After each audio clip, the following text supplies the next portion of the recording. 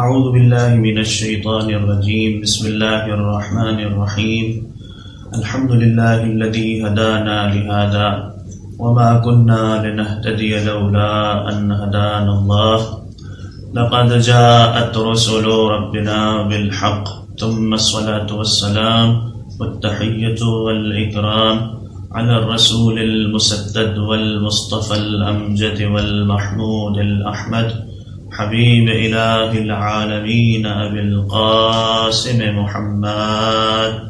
اللهم صل على محمد وآل محمد وعجل فرجهم وعلى أهل بيته الطيبين الطاهرين المعصومين المظلومين لا سيما على بقية الله في الأرضين وحجته على العالمين روحي وأرواح العالمين لتراب مقدمه الفداء ولعنة الدائمة الباقية على أعدائهم أجمعين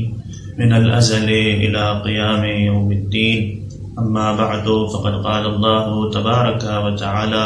في محكم كتابه الحكيم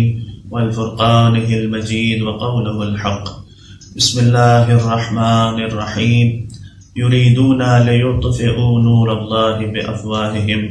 واللہ متم نورہ ولو کرہ الکافرون صدق اللہ العلی العظیم۔ سورہ مبارکہ صف کی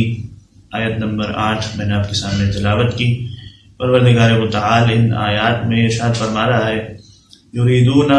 لیطفئوا نور اللہ بافواہہم، یہ جو اللہ کے دشمن ہیں، جو مخالفین ہیں،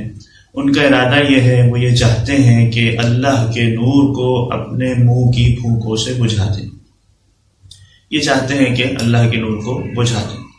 واللہ متم نورہ، لیکن پروردگار کا ارادہ یہ ہے کہ وہ اپنے نور کو پورا کر کے رہے گا، اسے تمام کر کے رہے گا۔ ولو کرہ الکافرون، چاہے کافروں پر یہ بات کتنی ہی ناگوار کیوں نہ گزرے۔ اب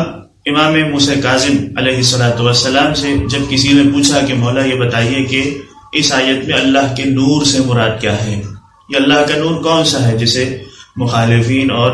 دشمنان اہل بیت بجھانا چاہتے ہیں، جو منافقین ہیں، جو کافرین ہیں، جو مشرکین ہیں، ان کا ارادہ یہ ہے کہ اللہ کے نور کو بجھا دیں، جبکہ اللہ اسے تمام کرنا چاہتا ہے۔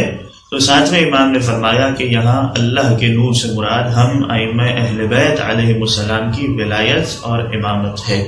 جسے پروردگار متعال ہماری ذریت میں آنے والے 12ویں امام مہدی صاحب الزمان علیہ السلام کے ذریعے سے پورا کرنے والا ہے۔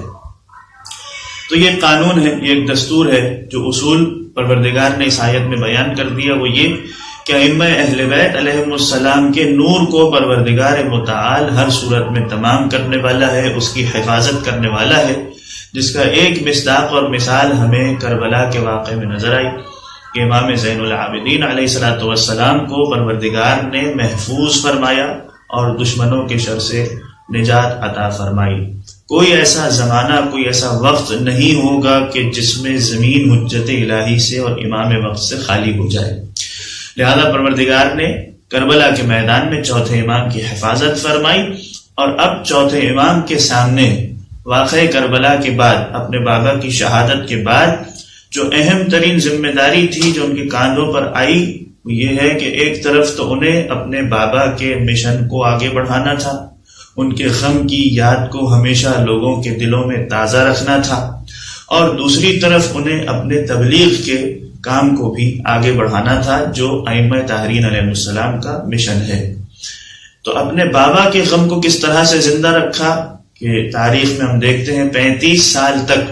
جب تک میرا مولا زندہ رہا، اپنے بابا کے غم کو مناتے رہے، مختلف انداز سے لوگوں کے سامنے اس غم کو، اس حزن کو، واقعہ کربلا کو پیش کرتے رہے۔ چوتھے امام ہی کے ایک فرزند ہیں، وہ ارشاد فرماتے ہیں کہ واقعہ کربلا سے مدینہ پلٹنے کے بعد ہمارے خاندان کی عورتوں کا یہ عالم تھا کہ وہ اپنے شہیدوں پر رونا چاہتے تھے، بچوں کو اپنے ماں باپ پر، اپنے قتل ہو جانے والے، اپنے شہید ہو جانے والے بھائیوں پر گریہ کرنا تھا، انہیں کھل کر رونے کا موقع نہیں ملا تھا۔ لہذا چوتھے امام کا یہ طریقہ کار تھا کہ جب بیبیاں اور بچے مدینے میں بیٹھ کر غم منایا کرتے تھے وہ نہ کبھی اپنے بالوں میں تیل لگاتے تھے، نہ آنکھوں میں سرما لگاتے تھے، نہ انہوں نے کبھی بالوں میں کنگھی کی۔ دن اور رات ان خواتین کو، ان بچوں کا کام یہ تھا کہ وہ اپنے شہیدوں پر ماتم کیا کرتے تھے،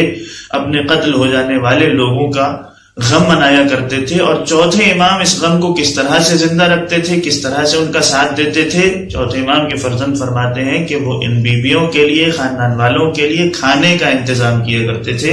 تاکہ ان کے غم میں کوئی رکاوٹ پیدا نہ ہو، وہ عزاداری کرتے رہیں، وہ ماتم برپا کرتے رہیں اور اپنے شہیدوں کا غم مناتے رہیں۔ اس انداز سے چوتھے امام نے اس غم کو زندہ رکھا۔ دوسری طرف جو اہم ذمہ داری چوتھے امام کے کاندھے پر تھی کہ انہیں دین اور شریعت کی حفاظت کا بھی کام کرنا تھا، احکام الہی کو لوگوں کے سامنے پیش کرنا تھا، حلال اور حرام کو بیان کرنا تھا، اپنے نانا کی شریعت کو زندہ رکھنا تھا۔ یہ ایک اہم ترین مشن اور منصوبہ ہوتا ہے، ذمہ داری ہوتی ہے ہر امام وقت کی۔ لیکن وہ سب سے خطرناک حالات تھے کہ جس میں چوتھے امام نے اپنے عہدہ امامت کو سنبھالا۔ اگر ہم پوری تاریخ اسلام پر نگاہ ڈالیں، کسی بھی نبی کو، حتیٰ شاید کسی امام کو بھی اتنے خطرناک اور مشکل ترین حالات میں امامت سنبھالنے کا موقع نہ ملا جس حالات میں چوتھے امام نے اپنی ذمہ داری کو سنبھالا ہے۔ آخر وجہ کیا ہے؟ اس لیے کہ آپ دیکھیں واقعہ کربلا میں یزیدی فوج نے امام حسین علیہ السلام کو اور ان کے ساتھ جتنے جانثار اور قریبی اصحاب تھے، جو وفادار تھے، جو ان کی حمایت کرنے والے تھے، جو صحیح معرفت رکھنے والے تھے، ان سب کو تو یزید نے قتل کروا دیا، سب شہید ہو گئے۔ اب جب واقعہ کربلا کے بعد چوتھے امام مدینہ پلٹ کر آئے ہیں تو ایک طرح سے تنہائی کا عالم ہے، کوئی بھی امام کے قریب آنے کو تیار نہیں ہے، کوئی ان سے گفتگو کرنے، ان سے بات سننے کو تیار نہیں۔ چھٹے امام امام جعفر صادق علیہ السلام کی ایک روایت ہے، چھٹے امام فرماتے ہیں ارتد الناس بعد الحسین علیہ السلام، امام حسین علیہ السلام کے اس دنیا سے رخصت ہو جانے کے بعد تقریباً تمام لوگ ہی مرتد ہو گئے تھے، سب کے سب دین سے خارج ہو گئے تھے، کوئی دین پر عمل کرنے والا، دین کی بات سننے والا نہیں تھا۔ چھٹے امام فرماتے ہیں وہ تو چوتھے امام کی تبلیغ کا نتیجہ تھا، وہ تو امام زین العابدین علیہ السلام کی محنتوں کا ثمرہ تھا کہ پھر آہستہ آہستہ لوگ دین اور شریعت کی طرف آنے لگے اور دین میں داخل ہونے لگے۔ تو اس وقت امام تنہائی کا شکار تھے۔ ہاں، لوگ امام کے پاس تسلی دینے آتے تھے، اپنے بابا کا غم منانے کے لیے آتے تھے، ان سے واقعہ کربلا کو سنا کرتے تھے، وہ روتے تھے، آنسو بہاتے تھے۔ لیکن یہ انسانی فطرت ہے کہ اگر کسی کو پتہ چل جائے کہ فلاں شخص اس وقت خطرے میں ہے، اس پر جاسوسی ہو رہی ہے، حاکم وقت کے نمائندے، مختلف کارندے اسے اپنی نگرانی میں، اپنی نگاہوں میں رکھے ہوئے، کبھی بھی اس پر حملہ ہو سکتا ہے، اس کی جان کو خطرہ ہے، تو دوسرا انسان کبھی بھی اس کے قریب نہیں جائے گا کہ اگر اس پر حملہ ہوا، اس کو قتل کرنے کی کوشش کی گئی اور میں اس کے ساتھ ساتھ ہوا تو میں بھی اس کی لپیٹ میں آ جاؤں گا، مجھے بھی قتل کر دیا جائے گا، مجھ پر بھی حملہ ہو جائے گا۔ لہذا لوگ امام کے پاس کربلا کے واقعے کو سننے کے لیے آتے تھے، اس ظلم اور مصائب کو سنتے تھے، روتے تھے، گریا کرتے تھے، لیکن تبلیغ میں، دین کی باتیں سننے میں، شریعت کے احکام سننے میں کوئی بھی امام کے پاس آنے کو تیار نہیں تھا۔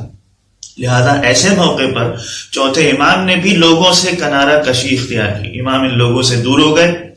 61 ہجری میں واقع کربلا، 61 ہجری میں واقع کربلا پیش آیا اور 64 ہجری میں یزید ملعون اس دنیا سے رخصت ہوا، پھر نار ہوا، واصل جہنم ہوا۔ ان 3 سالوں کے درمیان چوتھے امام جب مدینے پلٹ کر واپس آئے ہیں تو مدینہ میں قیام نہیں کیا، امام اپنے گھر والوں کو لے کر مدینے سے باہر ایک گاؤں ہے، ایک چھوٹا سا علاقہ ہے ینبع، یہ نون بے عین، ینبع نامی چھوٹے سے گاؤں دیہات کے اندر اپنے گھر والوں کو لے کر کے جاتے ہیں، وہاں ایک چھوٹا سا حجرہ، ایک جھونپڑی نما گھر بناتے ہیں اور اس میں اپنے گھر والوں کو لے کر وہاں پر سکونت اختیار کرتے ہیں جب تک کہ یزید فی النار نہیں ہوا۔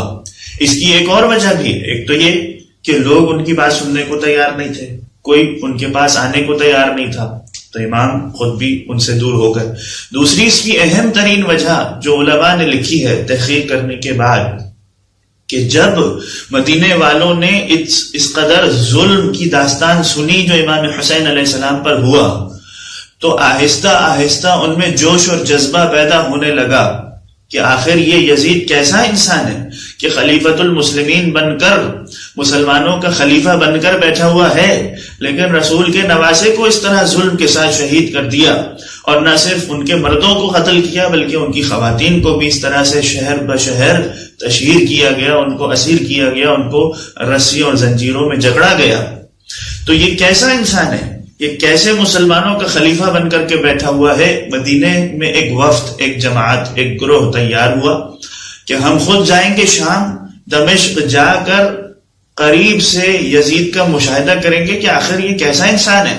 اس کو اس بات کا حق ہے بھی صحیح کہ یہ مسلمانوں کا خلیفہ بن سکے۔ وہ جماعت جب گئی اور جا کر انہوں نے دیکھا کہ یزید تو شارب الخمر ہے،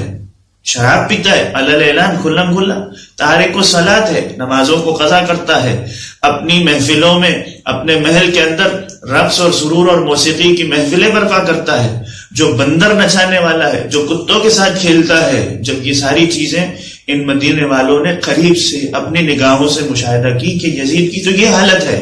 تو انہوں نے طے کر لیا کہ اب مدینے میں کوئی بھی یزید کا حاکم حکومت نہیں کرے گا۔ واپس آنے کے بعد مدینے میں یزید کا جو گورنر تھا عثمان ابن محمد، اسے مدینے سے باہر نکال دیا۔ مدینے کے اندر بنی امیہ کے جتنے لوگ تھے سب کو بھگا کر مدینے سے باہر نکال دیا کہ اب بنی امیہ والا کوئی بھی مدینے کا حاکم ہم نہیں بننے دیں گے۔ اور عبداللہ ابن حنظلہ کی سربراہی میں، یہ کون ہے؟ حنظلہ کے بیٹے۔ حنظلہ وہ ہے کہ جسے غسیل الملائکہ کا لقب خود اللہ کے رسول نے دیا تھا۔ جب ان کی شہادت ہوئی تو اللہ کے رسول نے بیان کیا تھا کہ ملائکہ نے آ کر ان کو غسل دے دیا ہے، انہیں اب الگ سے غسل دینے کی ضرورت نہیں ہے، جن کا مقام اتنا بلند تھا۔ ان کے فرزند ہیں عبداللہ ابن حنظلہ، ان کی سربراہی میں مدینے میں ایک لشکر تیار ہوا اور انہوں نے طے کر لیا کہ اب کسی بنو امیہ والے کو مدینے میں داخل نہیں ہونے دیں گے۔ جب اس کی خبر یزید کو شام میں پہنچی ہے تو وہاں سے یزید نے مسلم ابن عقبہ کی سربراہی میں ایک بہت بڑا لشکر بھیجا۔ جب لشکر بھیجا تو اب ادھر امام زین العابدین علیہ السلام جانتے ہیں کہ مدینے والوں میں ایک طرح سے عارضی طور پر جوش اور جذبہ ولولہ تو پیدا ہوا ہے کہ وہ امام حسین علیہ السلام کے خون کا بدلہ لیں، بنو امیہ والوں کو ان کے ظلم کا مزہ چکھائیں، لیکن اندر سے وہ کھوکھلے ہیں، ابھی ان میں وہ دین اور وہ معرفت نہیں ہے، ان میں وہ قوت نہیں ہے کہ وہ یزید کے اتنے بڑے لشکر کا مقابلہ کر سکیں۔ تو امام سجاد علیہ السلام اس وجہ سے بھی مدینے سے باہر چلے گئے کہ اگر مسلمانوں کو کوئی لشکر بنتا ہے، وہ قیام کرتے ہیں، یزید کے خلاف اقدام کرنا چاہتے ہیں، تو یزید کو یہ بتایا جا سکے کہ ان کے قیام میں امام سجاد علیہ السلام کا کوئی حصہ نہیں ہے، میں نے ان کو قیام کرنے کے لیے نہیں کہا ہے، یہ ان کے اندر اپنا خود جوش اور جذبہ ہے، ان کے اندر اہل بیت سے کچھ محبت اور مودت ابھی بھی باقی ہے، یہ ظلم کی داستان کو سن کر برداشت نہیں کر سکے، یہ چاہتے ہیں کہ اس کا بدلہ لیں، لیکن میں نے ان کو اس قیام پر نہیں اکسایا، اس لیے کہ میں تو مدینے سے باہر بیٹھا ہوا ہوں۔ دوسرا یہ کہ امام یہ بھی جانتے ہیں کہ اگر یہ اس وقت اقدام کرتے ہیں اور قیام کر کے یزیدی فوج کا مقابلہ کرتے ہیں تو یہ کامیاب ہونے والے نہیں ہیں، اس میں نقصان ہوگا، اس میں بہت سارے مسلمان قتل ہو جائیں گے، لہذا امام نے اس سے کنارہ کشی اختیار کی اور مدینے سے باہر جا کر اپنے گھر والوں کے ساتھ ینبع نامی علاقے میں قیام کیا۔ لیکن امام کے کاندھوں پر یہ ذمہ داری بہرحال تھی کہ انہیں دین اور شریعت کو پھیلانا ہے، تبلیغ کی ذمہ داری کو ادا کرنا ہے، احکام شریعت لوگوں تک پہنچانے ہیں۔ اب یہ ذمہ داری مولا نے کس طرح سے انجام دی؟ اصل بات یہ ہے جو میں آج آپ کی خدمت میں پیش کرنا چاہتا ہوں کہ مولا نے شہادت امام حسین علیہ السلام کے بعد کس طرح سے تبلیغ دین کا کام کیا۔ اب دیکھیے، اگر امام سجاد علیہ السلام بھی اپنے دادا مولا علی کی طرح سے خطبات دیتے، ہمارے پاس نہج البلاغہ ایک پوری کتاب ہے جس کے اندر مولا کے خطبات کو جمع کیا گیا، مولا نے ممبر سے خطبے دیے ہیں، سلونی کا دعویٰ کیا، لوگوں کو ان کے سوالات کے جوابات دیے۔ اگر امام سجاد علیہ السلام بھی لوگوں میں اسی طرح خطبات دیتے یا یہ اعلان کر دیتے کہ میں آج سے ایک مدرسہ کھول رہا ہوں، جس کو بھی تعلیمات دین چاہیے، جن کو حدیث رسول سننا ہے، وہ میرے پاس آ جائے، میرے پاس اپنا داخلہ کروا دے، میں اسے علم دین سکھاؤں گا، تو ہوتا کیا؟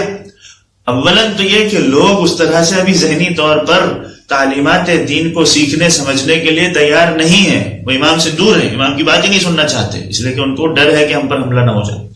دوسری بات یہ کہ خود امام کی جان کو بھی خطرہ ہے، اگر علل اعلان امام اس طرح سے تبلیغ شروع کر دیں گے، خطبات دینا شروع کر دیں گے،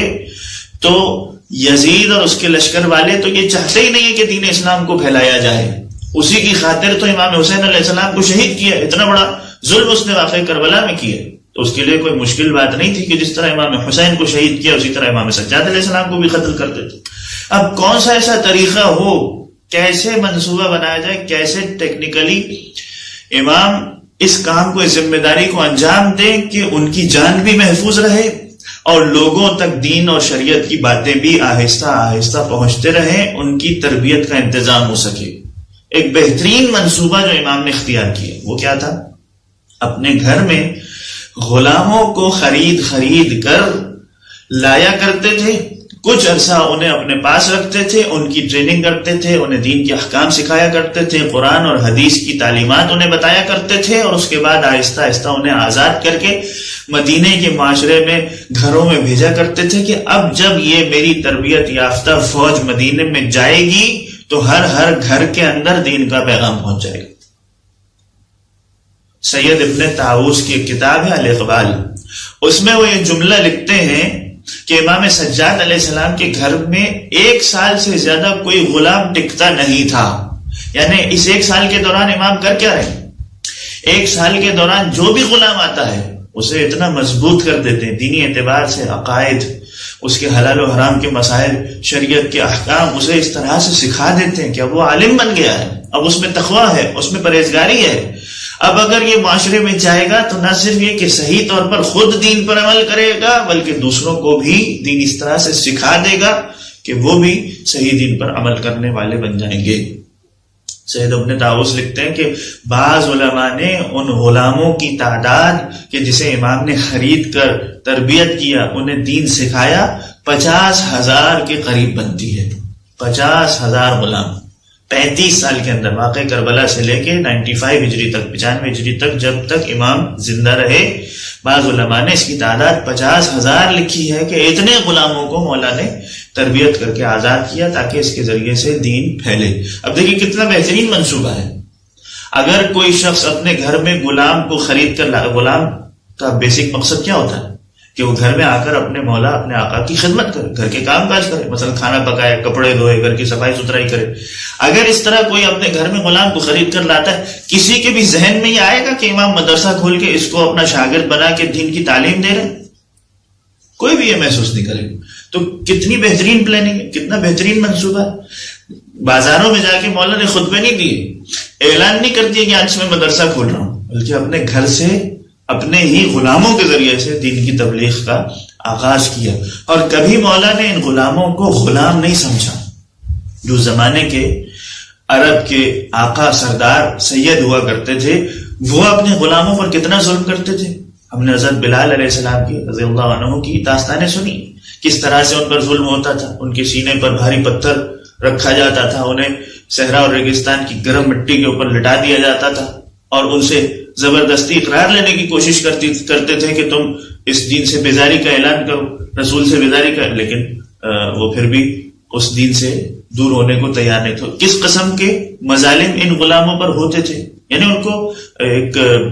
جانور کی طرح سے ٹریٹ کیا جاتا تھا، انہیں گدھے گھوڑے کی طرح سے ٹریٹ کیا جاتا تھا. اس زمانے کے اندر غلام کا یہ مقام ہوتا تھا. تو امام نے کبھی ایسے لوگوں کو اپنا غلام نہیں سمجھا کہ جیسے مرضی چاہے میں ان کو ماروں، جیسے مرضی چاہے میں ان سے خدمت لوں، انہیں جانوروں کی طرح نہیں. بلکہ امام کا انداز وہی ہوتا تھا کہ جیسے شہزادی کونین سلام اللہ علیہا کا انداز تھا اپنی کنیز جناب فضہ کے ساتھ. تاریخ میں ہم نے سنا ہے کہ جب جناب فضہ شہزادی کونین کے گھر میں آئی ہیں تو انہیں اپنی بہن قرار دیا کہ ایک دن اگر جناب فضہ خدمت کرتی ہیں اور شہزادی آرام کرتی ہیں تو دوسرے دن شہزادی کونین گھر کے کام کرتی ہیں، وہ خدمت کرتی ہیں اور فضہ آرام کرتی ہیں. یہی انداز امام نے اپنے غلاموں کے ساتھ اختیار کیا. تبھی تو یہ سب اتنے قریب تھے امام کے کہ امام جو بتا رہے ہیں، امام جو سکھا رہے ہیں، ان کے اندر جو دین کی تعلیمات پہنچا رہے ہیں اس کو وہ قبول کر رہے ہیں. اور اتنا وہ قریب ہوتے تھے کہ امام ان کو ایک بہت بڑا عالم بناتے تھے. یعنی حتیٰ مدینے کے اندر عام مسلمان شاید اتنا بڑا عالم نہیں ہوگا جتنا امام کے گھر میں تربیت پانے والا غلام عالم تھا.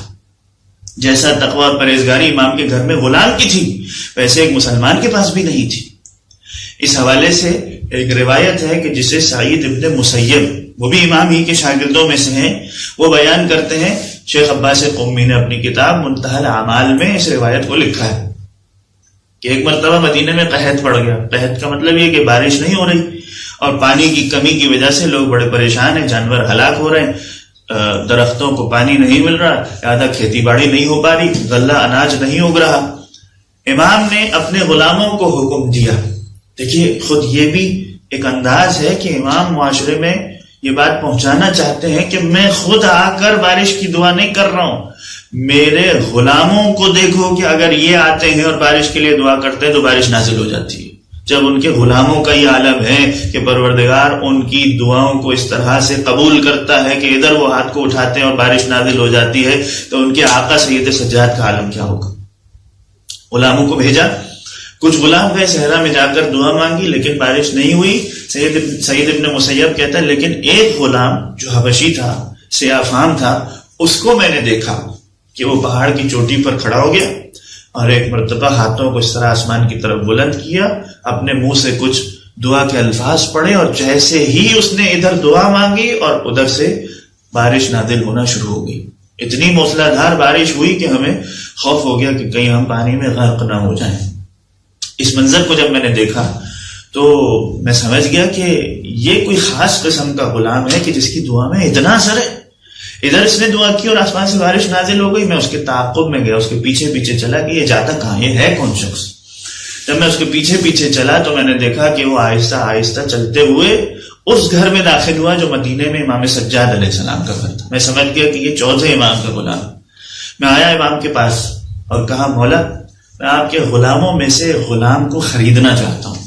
امام نے کہا بھائی تم ہمارے دوست ہو، ہمارے شاگردوں میں سے ہو، تمہیں غلام خریدنے کی کیا ضرورت ہے، جو غلام چاہیے وہ لے جاؤ۔ امام نے اپنے سارے غلاموں کو کہا بھائی ادھر کھڑے ہو جاؤ لائن سے، اور یہ تم میں سے جس کو بھی انتخاب کرے آج سے میں اسے سعید ابن مسیب کی غلامی میں دیتا ہوں، اس کے ساتھ چلے جاؤ۔ سعید ابن مسیب نے ایک ایک غلام کو دیکھا، سب کے چہرے کو دیکھتے جا رہے، لیکن اس نے کہا اے مولا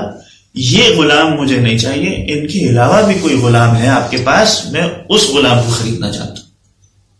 مولا نے کہا ایک غلام اور ہے جو حبشی ہے، سیاہ فام ہے، وہ شاید اپنے کسی کام میں ہو۔ امام نے اس کو بلایا، کہا ہاں یہ وہ پہچان گیا، یہ وہ غلام ہے کہ جس کو میں نے پہاڑ کی چوٹی پر دیکھا تھا، جب دعا کی تھی تو فوراً اس کی دعا قبول ہو۔ مولا سے کہا مولا اس غلام کو میں خرید۔ مولا نے کہا نہیں ایسے ہی لے جاؤ، اور اس غلام کی طرف دیکھ کر چوتھے امام نے کہا کہ آج سے میں تمہیں اس کی غلامی میں دیتا ہوں، یہ تمہیں اپنے پاس رکھنا چاہتا ہے۔ اب آپ دیکھیے یہاں وہ ہمیں تقوی نظر آ رہا ہے، وہ تربیت جو چوتھے امام نے اپنی غلاموں کی ہے۔ روایت کہتی ہے کہ جیسے ہی اس سیاہ فام غلام کو پتا چلا کہ میں اب چوتھے امام کی غلامی سے نکل کر سعید ابن مسیب کی غلامی میں جا رہا ہوں، اس نے سعید ابن مسیب سے پوچھا بھائی امام کے اتنے سارے غلام ہیں، تم نے ان سب کو چھوڑ کر کے میرا انتخاب کیوں کیا؟ اور کوئی غلام لے لیتے، ان کو کیوں نہیں؟ تمہیں تو خدمت ہی کرانی ہے نا، اپنے گھر کے کام کرانے ہیں، کسی اور کو لے جاؤ، مجھے کیوں لے؟ میرے اندر ایسی۔ اس نے کہا میں نے تمہیں دیکھا تھا کہ تم پہاڑ کی چوٹی پر کھڑے ہو کر دعا کر رہے تھے، اور تمہاری دعا میں تم مستجاب الدعوات ہو، تمہاری دعا میں اتنا اثر ہے فوراً بارش ہو جاتی ہے، اس لیے میں تمہیں اپنے ساتھ لے جاؤں۔ اب جیسے ہی اس شخص کو، اس غلام کو پتا چلا کہ اس دعا کی قبولیت کی وجہ سے یہ مجھے اپنے ساتھ لے جانا چاہتا ہے، اگر ہم اور آپ ہوتے تو کیسا سینہ چوڑا ہو جاتا کہ ہاں بھائی میں مستجاب الدعوات ہوں، میری دعا میں اتنا اثر ہے۔ اور انسان بعض اوقات تکبر میں آ جاتا ہے، غرور اور فخر کا اظہار کرنے لگتا ہے، اور اس صفت کو، اس خصوصیت کو ہو سکتا ہے کہ کوئی شخص اپنی دنیاوی مقاصد اور غرض حاصل کرنے کے لیے بھی استعمال کرے کہ خدا سے دعا کرے اور اس کے لیے درہم اور دینار نازل ہو جائے، کوئی منصب اور عہدہ حاصل کرنا ہے وہ اسے حاصل ہو جائے، دشمن سے پناہ حاصل کرنی ہے وہ اسے۔ لیکن اس شخص نے فوراً اپنے ہاتھوں کو اٹھایا، اسی وقت امام بھی موجود ہیں، سعید ابن مسیب بھی موجود ہے۔ جیسے اس کو پتا چلا کہ میں سعید ابن مسیب کے ساتھ جا رہا ہوں فقط اس وجہ سے کہ میری دعاؤں میں اتنا اثر ہے کہ پروردگار میری دعا کو قبول کرتا ہے، ایک مرتبہ پھر وہ ہاتھ کو اٹھایا، کہا اے باری الہ، آج تک وہ راز جو صرف میرے اور تیرے درمیان تھا کہ کوئی نہیں جانتا تھا میری دعاؤں میں اتنا اثر ہے کہ میری دعا فوراً تو قبول کر لیتا ہے، آج میرا یہ راز فاش ہو گیا، اس کو پتا چل گیا ہے کہ میری دعاؤں میں اتنا اثر ہے، اور اس کی خاطر یہ مجھے اپنے ساتھ لے جانا چاہتا ہے، تو اے پروردگار اب میں نہیں چاہتا کہ میں اس صفت کی وجہ سے کسی اور کے پاس جاؤں، تو مجھے اپنی بارگاہ میں اٹھا لے۔ یہاں اس نے یہ دعا کی اور ویسے ہی وہ شخص لڑکھڑا کر زمین پر گر پڑا اور خدا کی بارگاہ میں پہنچ گیا۔ یعنی انسان اندازہ کرے تقویٰ کا کیا معیار ہے، کس معرفت کی منزل پر پہنچا ہوا ہے کہ اس مستجاب الدعوات کی صفت کو کسی اور کے لیے استعمال بھی نہیں کرنا چاہتا، اپنے لیے تو نہیں، کسی کے لیے بھی، صرف کس خاطر کہ پروردگار مجھ سے راضی رہے، صرف خدا کی رضا خوشنودی کے لیے میں اپنی صفت کو استعمال۔ یعنی یہ وہ تربیت ہے جو چوتھے امام نے اپنے شاگردوں میں کی ہے۔ یہی وجہ ہے کہ نہ صرف وہ حدیث کی تعلیم دے رہے ہیں، دعاؤں کا سہارا لے رہے ہیں، لوگوں سے بات نہیں ہو رہی، پروردگار سے راز و نیاز ہو رہا ہے، مناجات ہو رہی ہے۔ کتنی دعائیں، پورا ایک کتابچہ، ایک مجموعہ جمع ہو گیا، ٹھیک ہے نا، صحیفہ سجادیہ، صحیفہ کاملہ کے نام سے، ہر موقع پر دعا۔ ہمارے پاس بارش کی دعا ہے، والدین کی مغفرت کی دعا ہے، اولاد کے لیے دعا ہے، عرفہ کی دعا ہے، کتنی الگ الگ مجموعے دعاؤں کے موجود ہیں کہ ہر موقع پر امام خدا سے بات کرتے جا رہے ہیں، سکھاتے لوگوں کو جا رہے ہیں، جس میں عقائد بھی موجود ہیں، دین کے معارف بھی موجود ہیں، احکام دین بھی موجود ہیں، اور ساتھ ساتھ تفسیر قرآن کا علم بھی لوگوں کو سکھاتے جا رہے ہیں۔ تو خلاصہ یہ ہے کہ امام نے جب تربیت دی ہے تو کبھی یحییٰ ابن طویل جیسے صحابی ہمارے سامنے آئے، کبھی سعید ابن مسیب جیسا صحابی بن کر باہر نکلا، کبھی ابو حمزہ شمالی جیسا کہ جسے امام نے اتنی طولانی دعا تعلیم دے دی جو ماہ رمضان میں سحر کے وقت میں پڑھی جاتی ہے۔ اگر انسان صرف اس دعا کو پڑھے تو انسان ہل کے رہ جاتا۔ کیسے کیسے مطالب امام نے ایسے شخص کو، اپنے شاگرد کو عطا فرمایا اس دعا کے اندر۔ ابو خالد کابلی